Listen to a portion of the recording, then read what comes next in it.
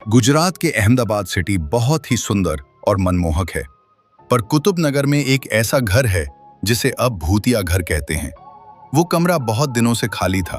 फिर वहां पर एक फैमिली रहने के लिए आई जिसमें 3 सदस्य थे, समीर और उसकी वाइफ सलमा। उनकी जिंदगी में सब कुछ ठीक चल रहा था, पर जब से वो लोग इस घर में आए थे, समीर को डरावने सपने आते।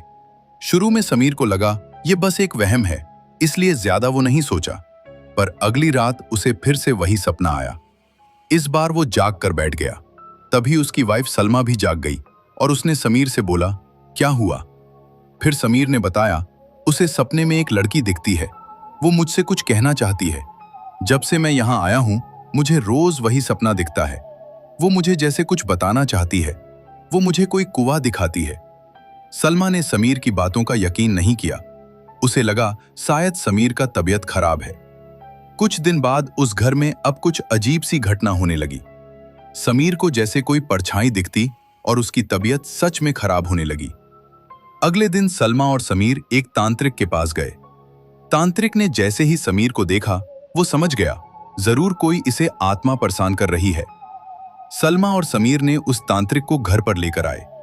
जैसे ही तांत्रिक ने घर में कदम रखा, पास में दीवार की खिड़की अपने आप बंद हो गई। फिर तांत्रिक ने घर के बीचों बीच और नमक का घेरा बनाया और उसके चारों तरफ मोमबत्ती लगा दी। फिर तांत्रिक वहीं पर बैठ गया और उसने ध्यान लगाकर मंत्र पढ़ना शुरू किया। तभी अचानक घर की सारी दरवाजे और खिड़कियां अपने आप खुलने और बंद होने लगी और वहां पर रखी सारी मोमबत्तियां बुझने लगी। तभी अचानक नमक के घेरे में उसे एक आत्मा दिखी जिसके खुले बाल थे और पैर उसके पीछे थे और आंखें उसकी सफेद थी। तभी तांत्रिक ने बोला, कौन हो तुम? है तू यहाँ रहने वालों को क्यों परेशान कर रही है? उसने बोला, मेरा नाम रेशमा है और मैं इस घर को कभी छोड़कर नहीं जाऊंगी।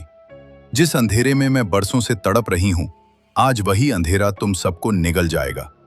तांत्रिक ने अपनी झोली से अभिमांत्रिक राख निकाली और उस साए पर फेंकते हुए चिल्लाया, सच बोल, तू इस घर में क्या कर रही है और वो कुआं कहाँ है जो तू समीर को सपनों में दिखाती है?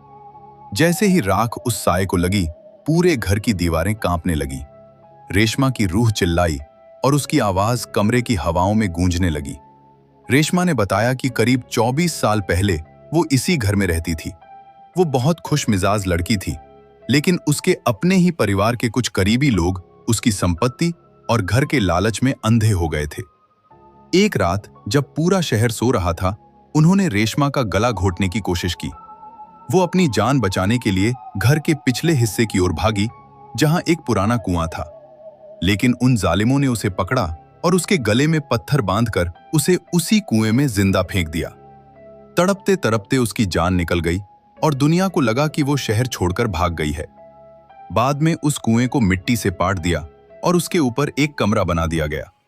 तभी तांत्रिक ने ध्यान लगाया और कमरे के एक कोने की ओर इशारा किया, समीर, इस कोने के फर्श को तोड़ो, इसकी आत्मा वहीं कैद है। समीर की हालत खराब थी, लेकिन अपनी और अपने परिवार की जान बचाने के लिए उसने फावड़ा उठाया। जैसे ही फर्श की टाइलें टूटी, कमरे में एक सड़न भरी बदबू फैल गई।